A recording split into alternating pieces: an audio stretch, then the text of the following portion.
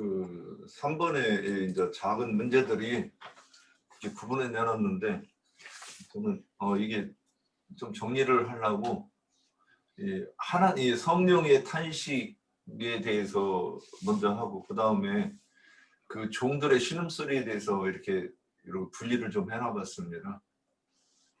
그 이제 출애굽기 2장 24절 하나님의 그들의 고통 소리를 들으시고 하나님이 아브라함과 이삭과 야곱에게 세운 그 언약을 기억하사 이 아브라함과 이삭과 야곱에게 세운 그 언약이 이제 좀 눈에 이렇게 유의 깊게 보였습니다.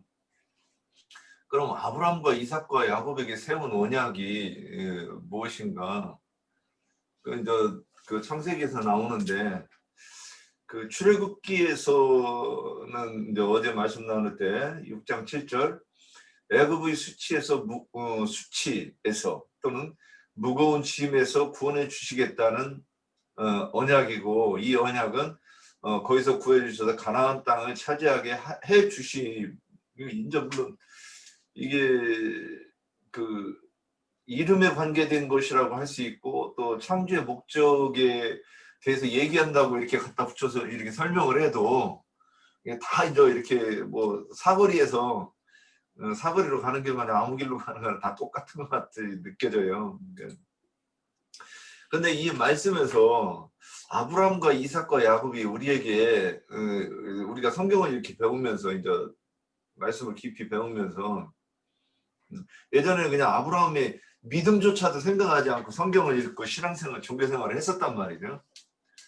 그런데 이제 우리가 말씀은 아브라함과 이삭과 야곱 이게 이삭과 야곱의 하나님 했을 때 이게 도대체 무슨 뜻일까 이렇게 묵상을 해보면 야, 이 짧은 한 줄 속에 세 명의 이름이 가지고 있는 의미가 이렇게 깊은가? 물론 그 잘 봤는지 안 봤는지가 문제겠지만 그런 생각을 하면서 이렇게 묵상하던 생각이 납니다. 그런데 아브라함이 하나님을 상징하고 아버지 하나님을 상징하고 이삭이 예수 그리스도를 상징하고 또 야곱은 그 영을 상징한다고 이렇게 된 것 같습니다. 그러면 그러면 이 아브라함이 하나님께서 하나님을 상징하는 아브라함에게 언약을 이렇게 하셨다. 그러면 이제 우리가 인간적으로 봤을 때 이게 뭔 소리지? 이제 이렇게 보입니다. 그러면 하나님 당신에게 약속하셨다는 것인가? 이제 1차원적으로 이렇게 보는 거예요. 하나님 자신에게 약속하셨다는 것인가? 그런데 이 언약이 그래서 이제 다르게 보는 거예요. 하나님이 하나님의 소원을 이렇게 이루고 싶다. 이거를 언약이라는 표현으로 이렇게 바꾼 것 아닌가 이렇게 보였습니다. 그래서 하나님의 소원은 또 창조의 목적이라고 같이 이렇게 볼 수 있을 것 같습니다. 그런데 이제 로마서 8장 22절, 26절, 1절부터 이제 26절까지 다 읽어야 되는데 22절 보면 피조물이 다 이제까지 함께 탄식하며 그랬어요.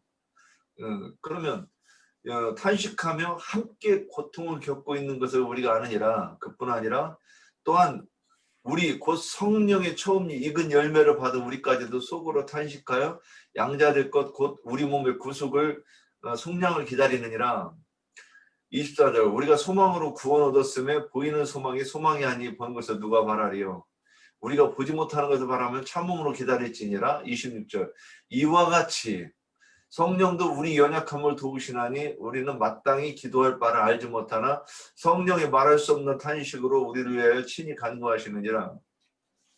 여기서 이제 그 고통 중에 신음소리가 나오고 이제 이 탄식이 나오는데 탄식이 이걸 어떻게 이해를 해야 되는가?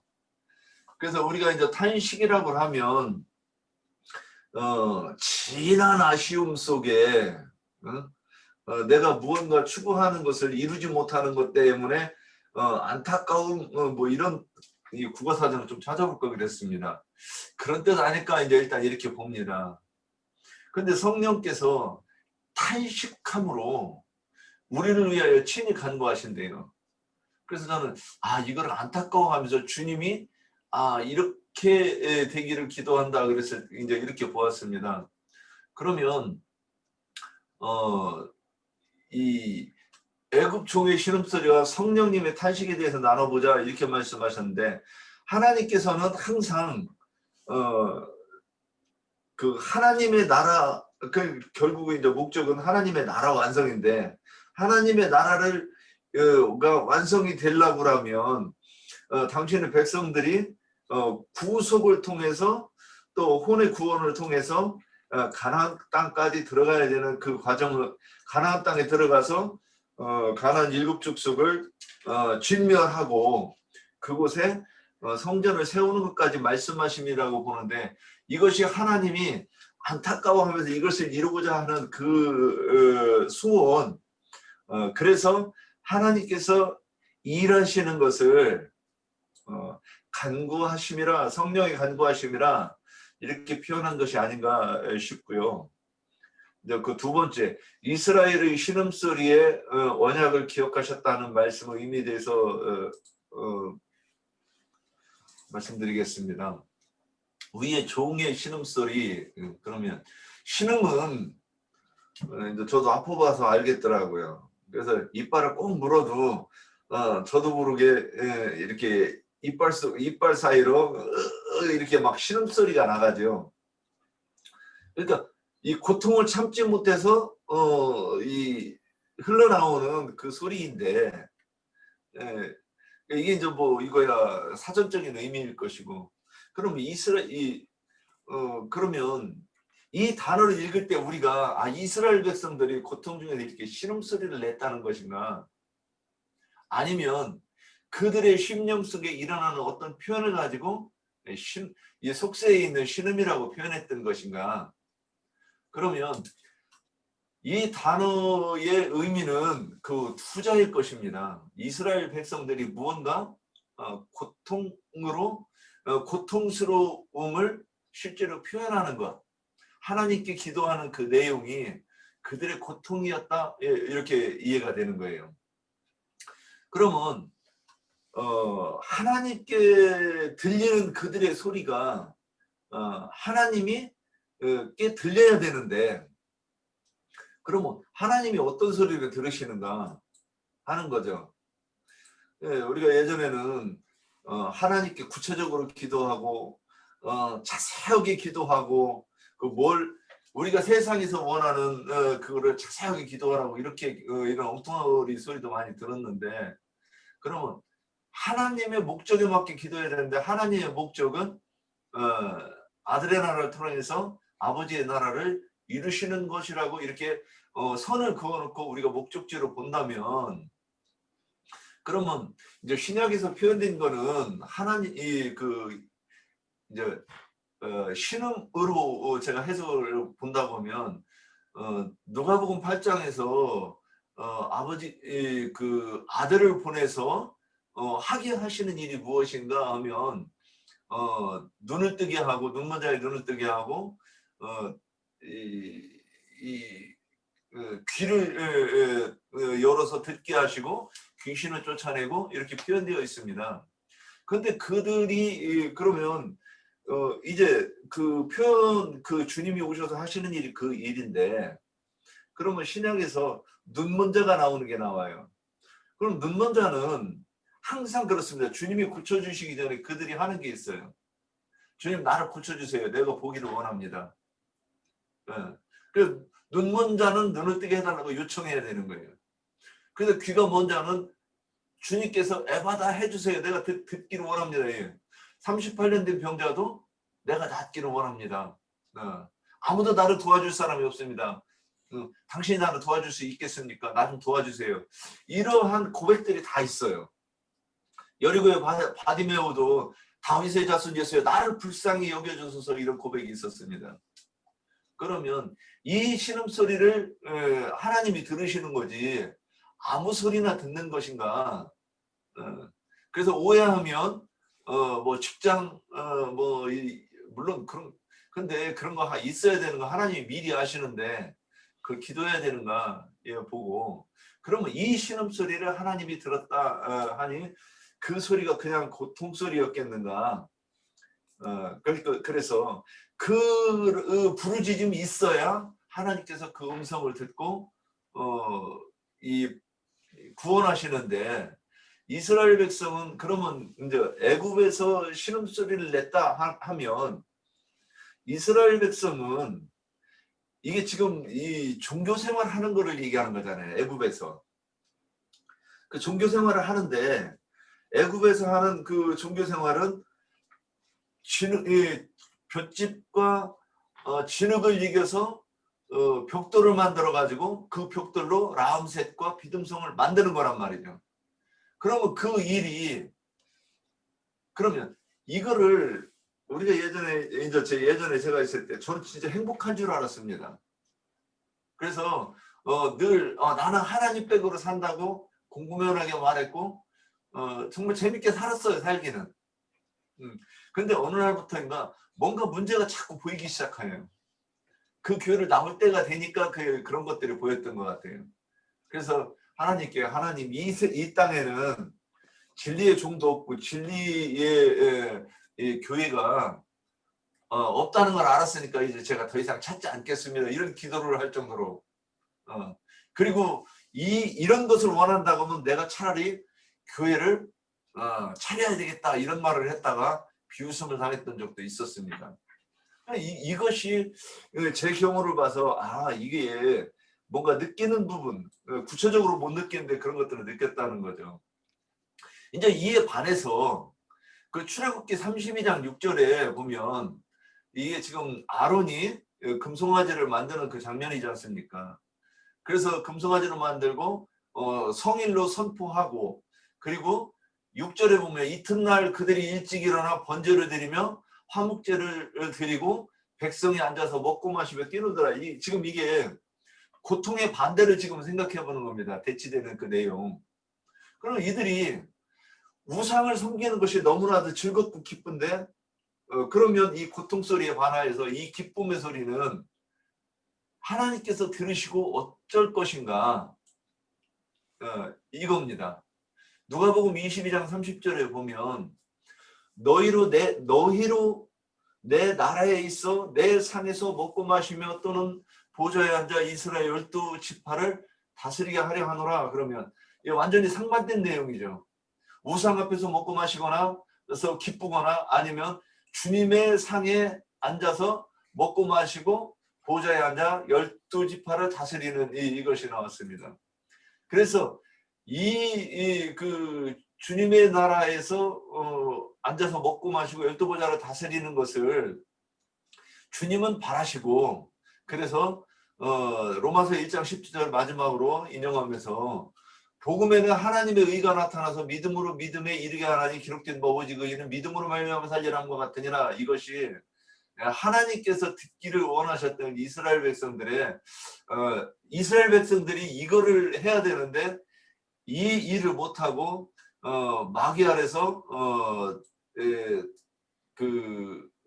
자기들이 기쁨으로 섬기는 하나님이 아니라 고통 중에 어쩔 수 없이 매여 있는 그 상태에서 내는 그 소리가 신음소리였다. 이렇게 여기까지 두서없이 정리해봤습니다. 형제님 말씀 들으면서 또 그렇고 어제도 저도 이제 생각했던 게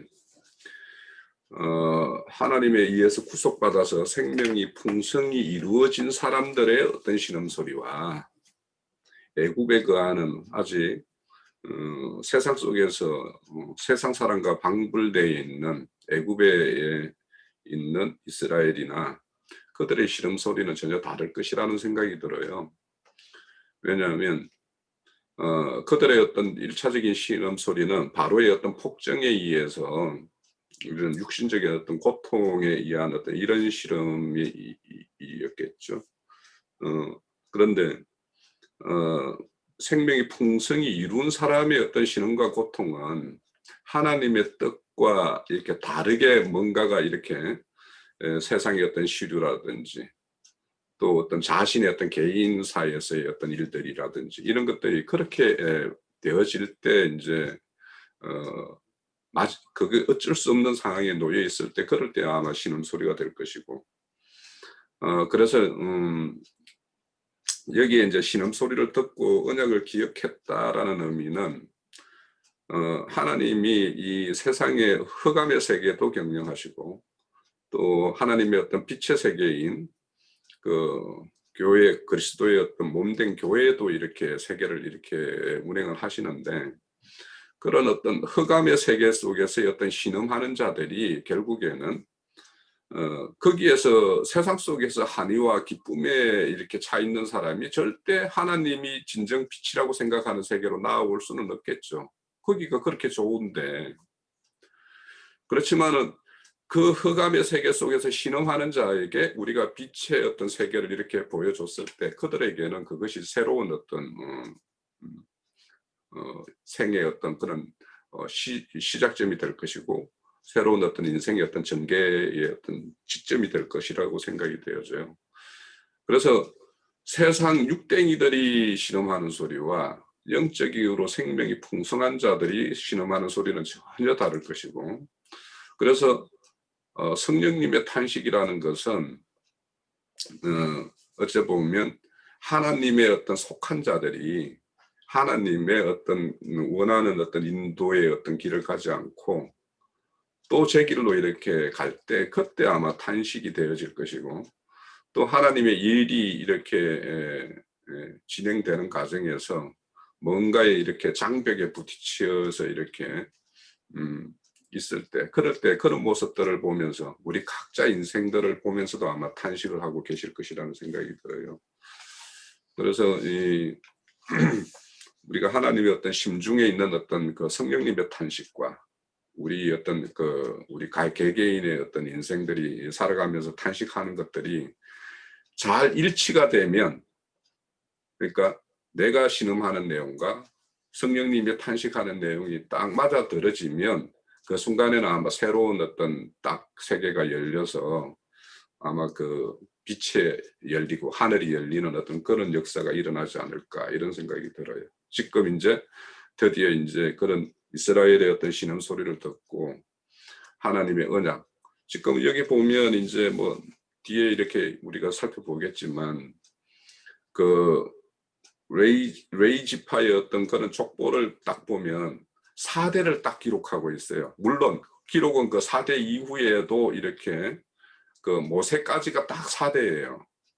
그래서 4대, 그러니까 창세기 15장에 보면 너희들이 그 4대 만에 나올 거라고 이야기했잖아요. 그대로 그래서 4대 만에 딱 그 모세와 아론을 세워서 이렇게 출애굽을 하는 어떤 그런 것들도, 그러니까 하나님의 어떤 계획에 의해서 요셉을 알지 못하는 왕을 세워서 이스라엘을 포각으로 이렇게 강권으로 이렇게 다스림으로 인해서 이스라엘의 어떤 그런 신음소리가 이제는 이 여기에서 더 살지 못하겠다라는 어떤 절박한, 그러니까 새로운 세계를 갈망하는 어떤 그런 마음들이 있을 때 하나님께서 이제는 때가 되었구나 하는 소리로 그렇게 들었다는 것이 아닐까, 이렇게 생각을 해봤고요. 또 우리 4번 질문에요. 하나님의 창조 목적과 언약 그리고 출애굽에 관한 데서 좀 논해 봅시다. 저는 이제 묵상을 하다 보니까요. 저의 과거에 수목교에서 잘못 말씀을 알았던 그런 것을 알게 해주시면서요. 하나님의 창조 목적은 진리의 말씀을 피조물에게 알게 하여서 하나님의 신분을 찾아 말씀을 알게 하는 목적이 아닐까라는 생각을 했습니다. 그래서 첫째가 제가 율법의 저주에서 해방받는 그런 마음을 느꼈고요. 그다음에 두 번째는 하나님의 말씀의 복음을 잘 알게 하는 그런 마음을 얻었고요. 그다음에 세 번째는 참 그리스도 하나님을 알아서 제가 할 일을 알게 해 주실 것 같아요. 그래서 어제 출애굽기에 대해서 좀 할 때에 제가 일을 하면서 어제 그 여호와의 그 증인이라는 그 한 분이 저하고 대화를 하면서 전도하는 저 과정에서 좀 많은 것을 또 느꼈는데, 그리스도 예수님을 잘 모르시는 것 같다고요. 모르시는 것 같아 가지고 이제 그분한테 이제 전도하는 방법에서 제가 어제 이렇게 말씀을 전한 게 있어요. 어 참 하나님이신 그리스도 예수님을 아는가, 거기에서 그분이 모르더라고요. 그래서 "태초부터 그러면 그리스도 예수님을 아십니까?"라고 또 이렇게 또 질문을 했었어요. 그것도 모르고 계시더라고요. 그러면 "인자로 오신 그리스도 예수를 아십니까?" 그러니까 그거를 아신다고 말씀을 하더라고요. 그러면 지금 그 형제님 10년 안에 함께 하시는 그리스도 예수님을 아십니까?"라고 하니까는 전혀 모르시더라고요, 어제 그 대화하는 과정에서도. 그렇습니다. 그러니까 저는 하나님께서 이제 창조의 목적과 언약은 진짜 영혼을 구원해서 그 참 신부를 만드는 건데, 거기에서 이제 복음을 제가 이제 잘 이렇게 기름 분집에서 잘 받아 가지고 말씀을 전하는 게 저의 이제 목적이거든요. 그러다 보니까는 가만히 생각해 보니까 제 주위에 제 그 사업장에 다양한 종교인들이 많이 저하고 접해요. 그러고 보니깐요. 하나님의 교회도 있고 구원파도 있고 어머니가 다니시는 승분 교회도 있고, 최근에는 개선 진리라는 그런 사람도 저한테 이렇게 접하게 하시고 이렇게 계속 이렇게 접하게 하는데요. 여호와의 증인이라는 사람들을 제일 많이 내가 접하거든요. 그렇습니다. 어쨌든 하나님께서 창조의 목적은 하나님의 아들, 딸들을 찾는 것인 것 같아요. 그래서 구원을 하는 목적이라, 그래서 좀 제가 할 일을 정확하게 이제 알게 된 거죠. 어쨌든 그렇습니다. 제가 이렇게 복음을 좀 받는 가운데에서 예전 것을 자꾸 이렇게 생각하고 새복음을 받다 보니까 제가 이렇게 실수하는 것도 좀 많이 있는 것 같았습니다. 아무튼 그렇습니다. 아무튼 하나님께서는 어 아무튼 우리들을 이제 사랑하셔서 참된 그 신분을 찾는 게 목적이 아닐까라고 생각합니다. 여기까지입니다. 창세기 6장, 출애굽기 6장에서 어제 이제 강한 손의 그 권능의 하나님, 그 다음에 또 여호와의 이름에 대해서 이제 나눴는데, 잠깐 제가 어제 보고 여호와의 이름이라는 게 아브라함에게는 그 아브라함과 이삭과 야곱에게는 알려주지 않았다고 그랬었는데, 사실 그 성경을 좀 더 찾아보니까 여호와라는 이름을 처음 부르기 시작한 것이 창세기 4장 26절부터 나와요.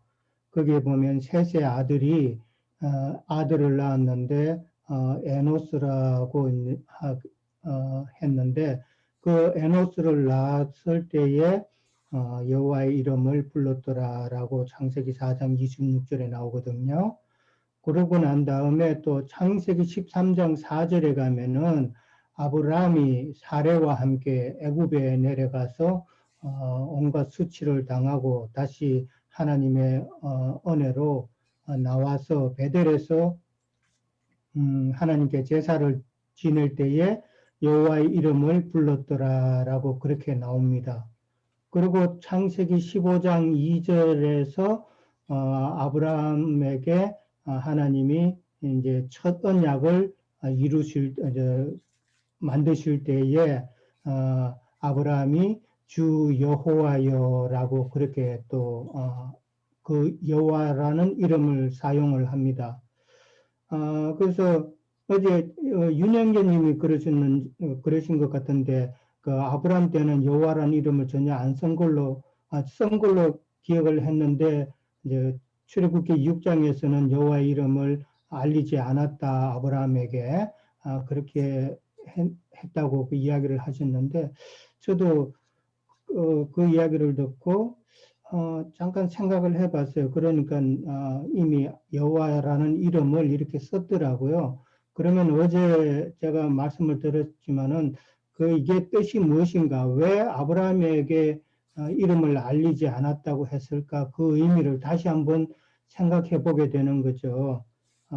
그거는 이제 어제도 잠깐 언급은 됐지만은 하나님의 그 때가 실제를 이루실 때가 안 되고 그냥 언약으로 먼저 세우신 것이다라는 게 자꾸 생각이 되어지고요. 아브라함에게 여호와라는 이름이 뜻이 완전히 아직 계시되지 않은 그냥 언약으로만 이루어졌고 그 다음에 이제 모세에게는 이제 그 여호와라는 이름이 실제가 되어서 하나님의 능력으로 나와야 되는 거니까 이제 구속이죠. 애굽 땅에서 나와야 되는 것이니까 그렇게 하지 않았나라고 다시 한번 더 생각을 해보게 되었습니다. 오늘 지금 이제 이스라엘 백성의 신음소리와 성령의 탄식을 말씀을 하셨는데 애굽 땅에 있는 이스라엘 백성의 신음은 세상 가운데서 나오는 그런 뭐 힘든 그 다음에 이제 고된 그런 소리라고 저는 생각이 되어지고요. 그 다음에 이제 세상 가운데서 이스라엘 백성들이 고역이 심해질수록 이제 어떤 결단을 내려야 되잖아요. 더 이상 피할 길이 없는 때에 다다랐을 때에 하나님을 찾게 되는 그런 결과가 나오는데 셋의 아들 그 에노스를 낳았을 때에 여호와라는 이름을 부르기 시작했다고 그랬는데 그 에노스라는 이름의 뜻이 연약한 자라는 뜻이에요. 그러니까 사람의 연약성이 드러났을 때 하나님의 이름을 부르게 되고 여기서 신음소리라고 그랬는데 저는 이제 그 기도 소리로 좀 이제 생각해서 우리가 생각할 수 있고요. 그러니까 세상 가운데서 나왔지만은 그 다음에 구속을 받은 후에 여전히 세상 가운데 머물러 있는 자들은 여전히 그 고통 가운데 있고 번민 가운데 있고 하는 그런 신음소리, 기도 소리가 나오게 돼 있죠. 이것도 이제 다 과정인데 그런 과정을 거쳐서 이제 신앙이 성숙이 되어지고 하나님의 말씀이 우리 안에 들어와서 우리가 마땅히 구해야 될 것을 성령께서 알려주시게 된 후에는 당연히 우리가 기도의 의미를 바로 깨달아서 하나님께서 우리에게 하나님의 행상을 따라서 그렇게 지어가시려고 그러는데 우리의 육신의 연약함 때문에 또 그다음에 하나님과의 관계에 있어서 많이 막히는 부분들이 있잖아요. 그런 많은 막히는 부분을 해소해 달라고 하는 영적인 기도를 드려야 된다는 것이죠. 그렇게 했을 때에 성령님의 그 탄식이 점점점 줄어들지 않을까 생각해 봅니다.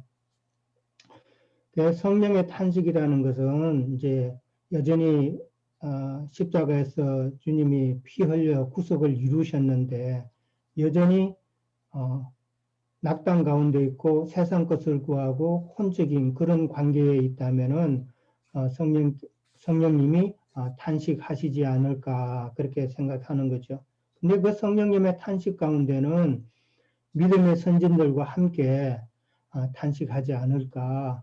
왜냐하면 믿음의 선진들도 그런 연약한 부분을 다 체험을 했기 때문에 우리의 연약함을 또한 다 아시고 성령님과 함께 탄식하시면서 우리를 위해 기도하시지 않나 그렇게 생각해 봅니다.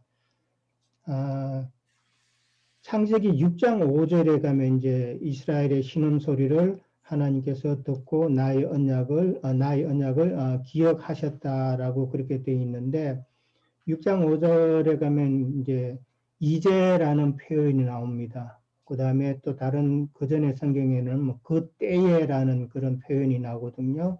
그런 시제가 나오는데 기억하셨다는 말은 잊어버렸다가 우리 사람처럼 기억났다 이런 의미가 아니잖아요. 기억하셨다는 말은 하나님의 경륜에 따라서 구속의 때가 되었다. 이제는 이스라엘 백성을 구속할 때가 되었다는 그런 의미로 생각되어지고요. 그런 말 가운데는 하나님의 그 신실하심이 우리가 엿볼 수 있다라고 봅니다. 그 다음에 이제 언약에 대해서 이제 질문을 내셨는데 언약을 세우시고 성취 즉 이루시는 그 주권은 하나님 자신에게 있는 것이죠.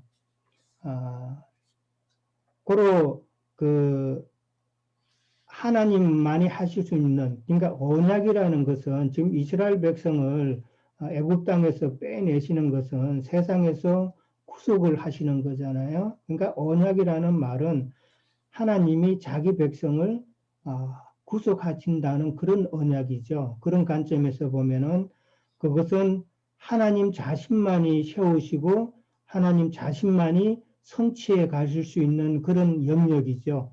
사람의 의로나 그 어떤 선한 행위로도 이룰 수가 없는 그런 부분이죠.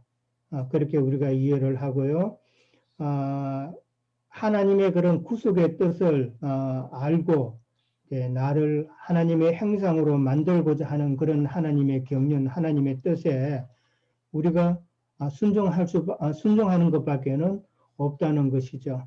그 순종함으로 우리가 하나님의 형상을 이루어감으로 하나님께 영광을 돌리는 방법이 된다 그러죠. 세상 교회 사람들은 뭐 예배 드리면서 뭐 박수 치고 막 손들어서 막 하나님께 박수 돌린다고 치면서 하나님께 영광 돌린다고 그러는데 그건 하나님의 영광 돌리는 게 아니라 하나님을 제가 보기에는 참 우롱하는 처사라고 보는 거죠. 하나님께 영광 돌리려면은 하나님의 뜻을 계시로 깨닫는 것이 먼저 우선이라고 생각합니다. 그 다음에 일반적인 언약과 그 다음에 쌍방의 언약에 대해서 좀 나눠보려고 그러는데 일반적인 언약은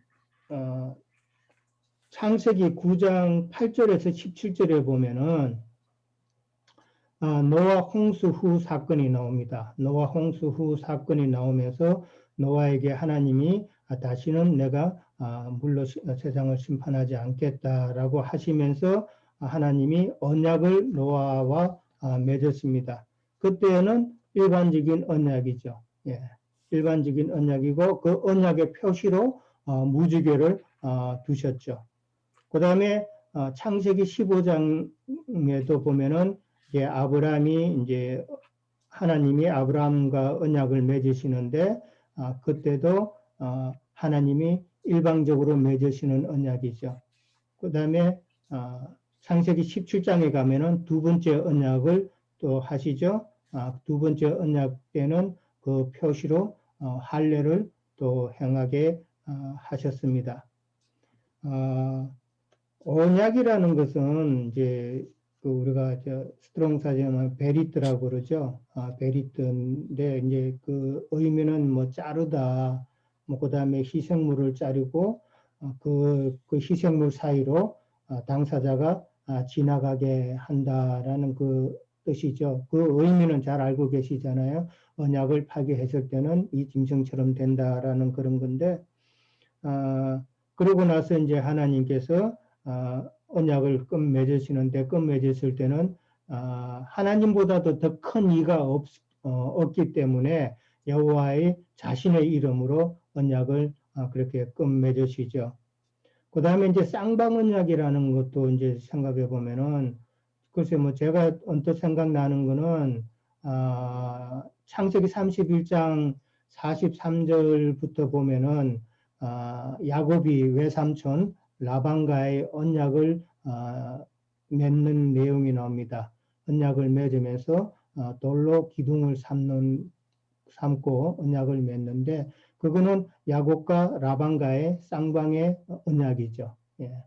근데 언약이라고 그러면은 아까도 말씀드렸지만은 구속에 관한 언약이 성격이 강하기 때문에 하나님께서 일반적인 언약을 아브라함과 그다음에 그 노아에게 그렇게 일반적인 언약을 맺으신 것이죠. 그거는 구속과 관계가 되는 것이기 때문에 그렇게 하셨다라고 생각이 됩니다.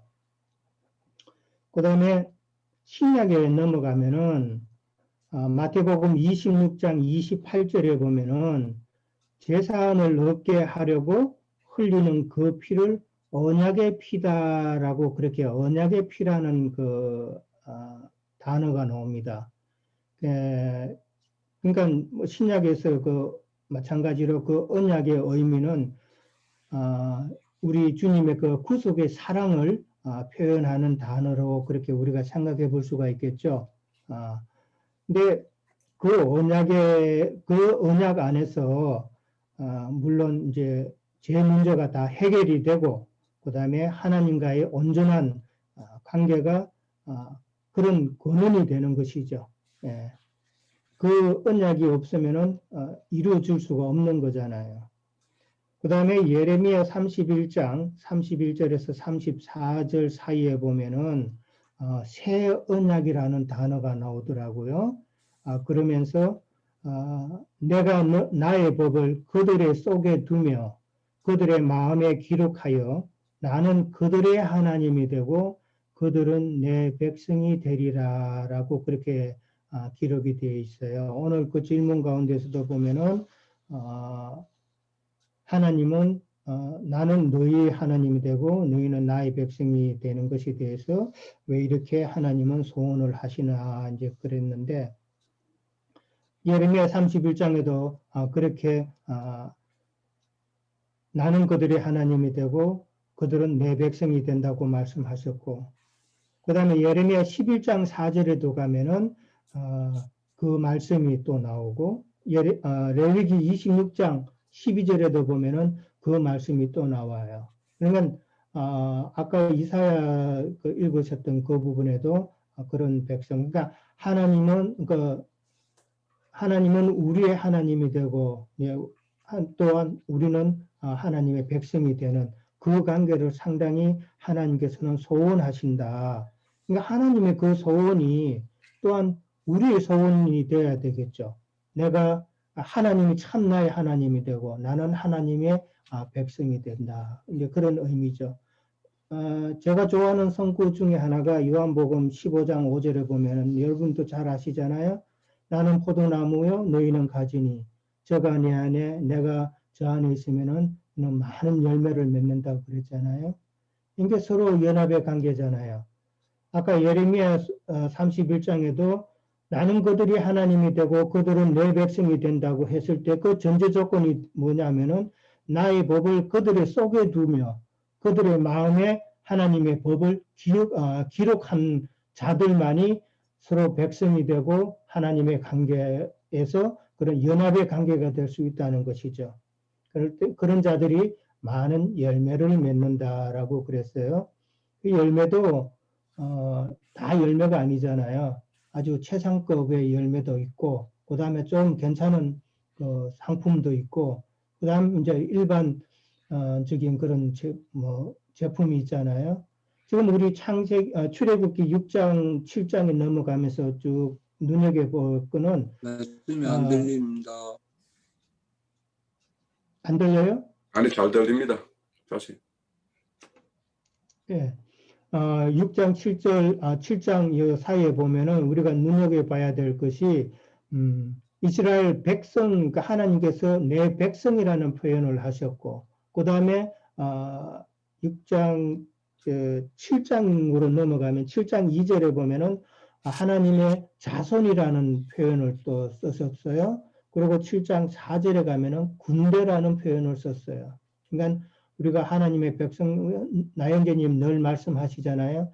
백성 되는 것이 중요한 게 아니라 백성이 되고 그 다음에 자손이 된다는 건 상속자가 되는 것이죠. 상속자가 되어야 되고 또 주님의 군대로서 이기는 자로서 군사가 되어야 된다는 말씀을 참 많이 강조하셨는데 또다시 한번 기억해 보고자 합니다. 그 다음에 창조의 목적은 저는 처음에 이 말씀을 듣고 이 건기름 붓는 집에 들어왔을 때에 말씀을 몇 가지 들으면서 하나님의 창조의 목적이 무언가를 제가 깨달았었어요. 그때는. 그냥 기성교회 다닐 때는 하나님은 세상을 창조하셨다. 그 물질 세계를 창조한 걸로만 이해를 하고 다 넘어갔잖아요. 근데 창세기 1장을 강의를 듣고 또 행전의 말씀을 듣고 또 제 나름대로 말씀을 또 이렇게 보고 하면서 하나님께서 창조하신 목적이 그 틀이 딱 짜여졌어요.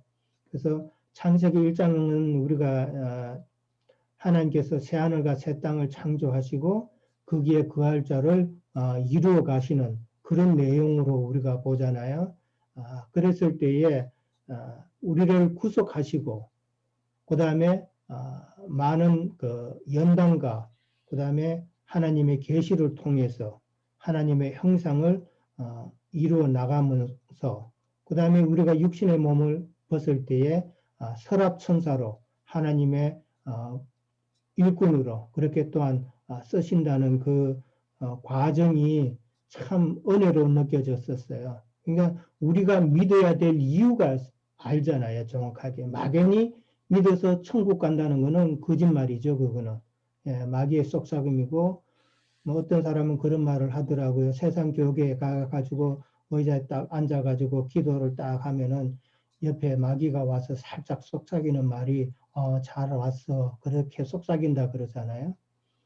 그런 많은 거짓된 가운데서 있다가 참 나와서 진리에 참 우리가 믿어야 되는 그 이유를 안다는 게 얼마나 중요한 거예요. 세상 많은 사람들은 믿기는 믿는다고 하는데 왜 믿는지 정확하게 모르잖아요. 단지 죽고 나면은 천국 간다는 그거는 마귀의 거짓말이라는 것이죠. 그 거짓말을 깨부수어야 되는데 참 많은 사람들이 그게 세뇌가 돼 있기 때문에 그거 깨부수는 것이 정말 힘들다는 생각이 들죠. 자, 그 다음에 하나님의 창조를 이루어 나감에 있어서 이제 하나님의 언약의 위치는 구속의 기초 위에서 이제 구원을 이제 이루어 가시잖아요. 이제 혼의 구원을 우리가 이루어 가야 되는데 그 창조 목적에 있어서는 하나님의 그 약속이 반드시 필요한 거죠. 왜냐하면 하나님의 약속이라는 것은 말씀이잖아요. 그러니까 말씀대로 말씀에 근거해서 하나님께서 모든 만물을 또 창조하시고 새하늘과 새 땅을 창조하시고 모든 구속을 이루어 가신다라는 것을 우리가 생각해 볼 수가 있는 것이죠. 예, 여기까지만 하겠습니다. 네. 증거들을 보면서 참 같은 이해를 잘 갖고 계신 것에 주님께 감사를 드리고요. 뭐 같은 노선인데 저도 이제 우리가 처음에 예수님을 믿고 들어왔을 때 참 여러 가지 혼돈과 또 저도 참 어떻게 같은 예수를 믿으면서도 이렇게 다른 사고와 다른 체계가 이렇게 있을까에 대한 뭐 고민, 번민, 뭐 하여튼 그런 시간이 꽤 길었던 것 같아요. 어제도 우리 집 자매하고 참 내전을 또 한번 겪으면서 오늘은 주님 앞에 너무 내 자신을 볼 때 참 부끄럽고 그래서 뭐 그렇게 하여튼 참 번민의 시간이 많이 있는데 그 부르심을 받고 이렇게 주님 안에서 당연히 가끔 출애굽할 때는 그 산무로부터 나와서 이제 그 여정을 가끔 얘기하시는데 참 동의가 많이 가고, 애굽에서는 우리가 주님 앞에 부르심을 받아서 광야로 나오는 그런 그 상태가 되고, 광야에서는 참 많은 미혹이 있죠.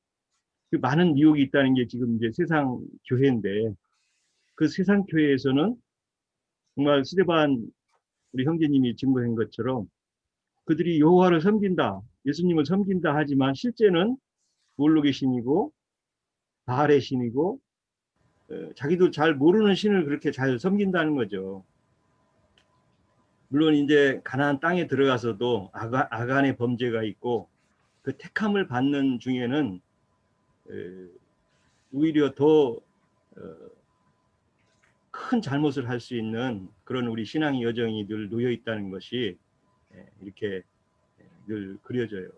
요즘 나인제님 그 내생물과 24장로, 또 이렇게 그 주님 안에서 우리가 사후에 영적 세계에 펼쳐지는 얘기들을 참 들으면서 시대에 이렇게 참 합당한 주님의 선지자를 주셔서 우리가 이렇게 풍성하게 성경의 계시들을 잘 이해할 수 있도록 주님의 안배에 늘 참 감사하게 생각하고 있죠. 그런 여정 속에서 우리가 참으로 이 세상 사람들이 주지 못하는, 세상에서 주지 못하는 이런 하늘의 신령한 것들을 우리가 누리면서도 또 이 세상에 속해 있다 보니까 여러 가지 그런 그 우여곡절이 늘 우리에게는 참 있는 그런 여정들이 준비된 게 있고, 저는 초기에 그 예수님을 영접하고서 이상으로 봤던 게 새 예루살렘성에서 저를 그 아이로 이렇게 그 출발선상에서 이렇게 내려놓는 그런 환상을 저한테 이렇게 체험을 했던 것이 늘 마음에 자리 잡고 있어요. 큰 그 스타디움에서 이렇게 그 출발선상에서 저를 내려놓는 거예요. 그래서 성경을 읽을 때, 야, 이게 주님이 나의 신앙 노성에서 이게 달려갈 길을 이렇게 처음 놨구나. 그랬을 때 그 스타디움에 쭉 있는 그 흰옷을 쫙 입은 사람들이 제가 스타트를 했을 때 열광적인 박수를 막 치더라고요. 야, 그래서 이 신앙 여정이라는 게 이게 마라톤인데, 정말 어떤 그 사역자를 만나고 또 어떤 지체들을 만나서 다 함께 우리가 끝까지 완주할 수 있는 하나님의 창조 목적에 참으로 합당하게 잘 이루는 우리 지체들이 같이 가는 마라톤자들이 되기를 원합니다. 네. 네. 형제님이 말씀하셨는데, 여기 그 신음소리라는 거는 그 저기 애굽에서 430년 동안은 잉태되는 기간이고, 여기에서 이제 신음소리라는 것은 이제 출애굽을 할 때 됐다. 이게 형제님 말씀, 저도 그 6월절은 예수님이 십자가에 죽으심이고, 그래서 그 형제님은 남자분이라 잘 모르겠지만 그 여자들이 해산할 때 되면은 그 고통은 말도 못해요. 그 해산할 날이 되면은 10달이 되면은 해산을 해야 되는데, 해산하기 전에 그 고통은 말할 수 없는 고통이에요. 그게 신음소리가, 여기 신음소리가 그 고통을 말하는 거고, 그 예수님도 이 땅에 오셨을 때 그 비유를 많이 말씀하셨고, 또 제자들한테 풀어서 말씀하셨어요. 한 알의 밀이 땅에 떨어지면 그 밀이 죽지 않으면 알갱이 그대로 있고, 썩어 죽으면 많은 열매를 맺는다. 그거는 주님이 십자가의 죽으심, 그리고 성령의 열매를 말씀하신 거고, 또 여자가 해산함으로 그 고통을 받되 그 해산할 때 그 고통을 말하는 거죠. 근데 해산함으로 아들을 낳음으로 그 기쁨은 그 고통을 다 잊는다 그랬어요. 그랬고 이제 사도 바울도 그랬어요. 여기 보면은 무거운 노역과 무거운 짐, 노역이고 또 여기서는 무거운 짐 밑에서 너희를 빼낸 너희 하나님 여호와인 줄 알리라. 이런 말씀은 바울 사도가 그 여기저기 교회를 세웠잖아요. 복음을 전해서 여기저기 많이 교회를 세워놨는데 예루살렘에서 유명한 자들이 내려와서 율법을 지켜야 된다.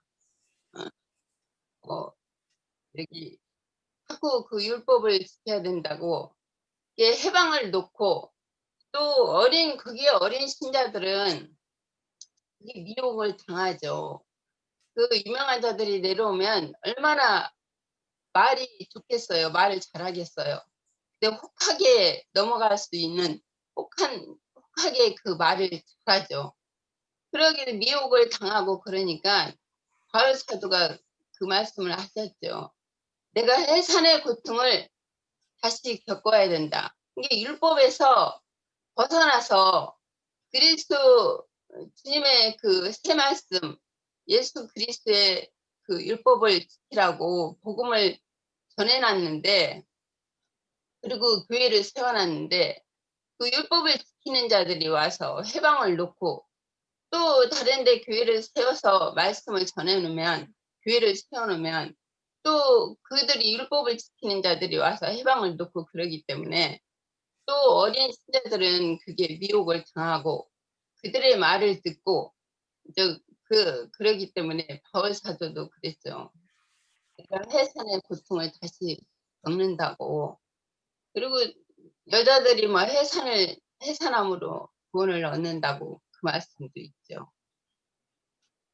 그래서 이 말씀에 그 예수님의 십자가의 죽으심, 그 6월절이라는 것은 이제 주님의 피 흘리심으로 우리가 구속을 받고, 근데 이스라엘 백성들이 그 애굽에 계속 있으면 죽어요. 다 엄마 뱃속에서 해산할 때가 됐는데 계속 뱃속에 있으면 그 죽잖아요. 해산을 해야지, 나와야지. 그런데 그러듯이 율법의 속량에서 여기서 보면 속량하겠다 그 말씀이 있어요. 그 율법에서 속량을 받아야지 율법 아래 있으면 다 죽게 되잖아요. 속량을 받지 못하고. 주님이 이 땅에 오시고 생명으로 부활하셨고 우리에게 생명 주는 영을 주신 것은 율법 아래 있는 자들이 율법 아래 매여 있는 자들을 속량하기 위해서 주님이 오셨고, 주님이 또 십자가에 죽고 부활하심으로 그 생명을 주기 위해서 그 생명을 받은 모든 믿는 자들은 또 그한 생명으로 살기 때문에 또 교회를 이루고 교회 안에서 또 생명의 말씀을 들음으로 통속하고 잘하고, 그리고 그리스도의 온전함에 다 이룰 수 있는 그리스도의 장성한 분량에 이르러서 그 천국을 이루는 그 지천사들이 되기 위해서 주님은 수고하셨고, 그 지천사들을 통해서 이기는 자들을 통해서 또 주님이 영광을 받으시잖아요. 그런 주님의 계획과 뜻을 이루기 위해서 또 그러셨다고 봐요. 그래서 저도 많이 묵상하고, 그리고 이게 뭐 어떻게 표현을 하면 좀 쉽게 표현이 될까? 제가 먼저 이해가 돼야 되는데, 그랬는데 금방 영감이 온 것 같아가지고, 여호와의 이름을 부른다. 그러면 알아야 부르는 거지 않습니까? 여호와 하나님, 그래도 여호와적인들은 그렇더라고요. 여호와 하나님을 증거한다, 여호와 하나님 증거한다 그러는데, 그 여호와의 이름을 여호와 증인이라는 이름을 써서 자기들이 여호와의 증인이래요. 자기들 그 교단 이름이 여호와 증인이잖아요. 그래서 그런 이름을 썼기 때문에 자기들이 참된 증인이다 이런 얘기를 듣고 얼마나 어이가 없었는가. 그래서 내 아들 나면 대통령으로 이름 지으면 내 아들이 대통령이 되는 것이냐 물어봤더니 그건 아니래요.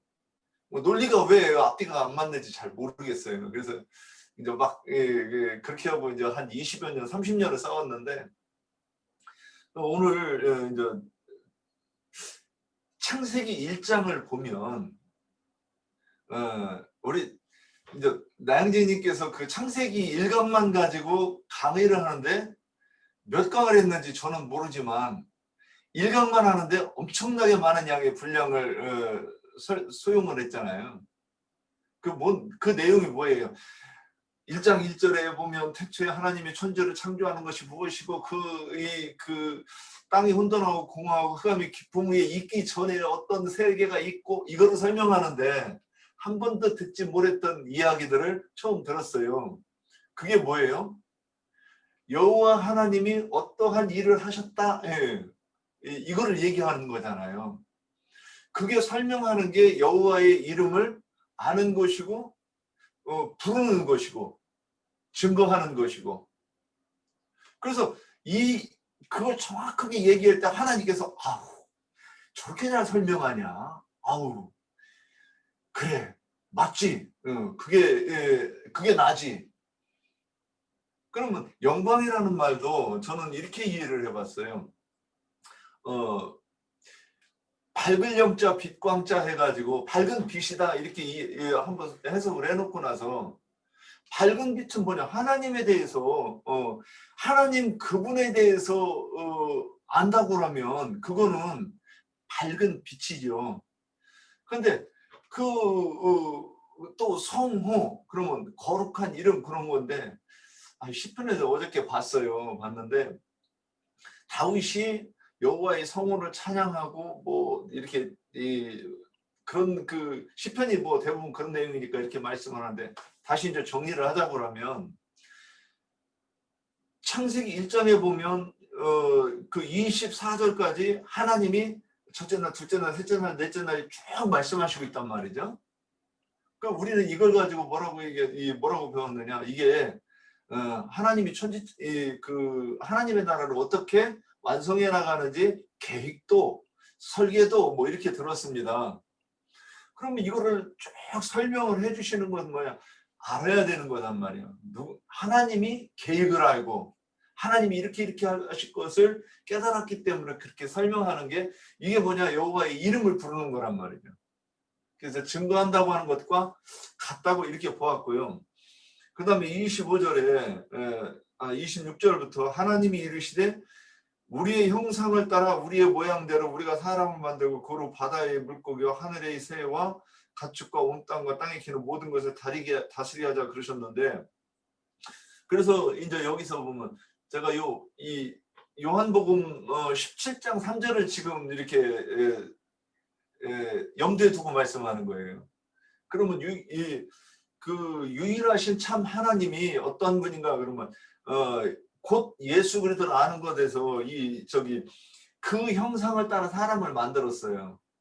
그래놓고 그다음 이것은 예수에 관한 것이라고 제가 이렇게 한번 해석해봤고요. 그 다음에 정복하고 다스린다 이거는 그리스도의 사역으로서 이렇게 설명이 되지 않을까 이렇게 한번 해봤습니다. 그래서 창세기 1장을 하나님이 의도하셨던 대로 정확하게 설명을 하면 그것이 여호와의 이름이고 그것이 성호를 부르는 거고 그것이 하나님을 찬양하는 거고 그것이 증거하는 것이다. 그래서 이렇게 됐을 때 하나님이 그 사람의 증거 이런 것을 통해서 하나님이 기뻐하시고 영광을 받으시니까 그 사람이 예배하는 자다. 이렇게 한번 좀 정리 좀 해봤습니다. 모르겠습니다. 네. 이제 집회한 지가 우리 연지가 1시간 반쯤 됐어요. 이제 다들 이제 지쳐가는지 자리를 이석자가 많네요 보니까. 어떻게 이제 그 대략 증거 주실 말씀들이 다 증거가 됐나요? 더 하실 분 계신가요?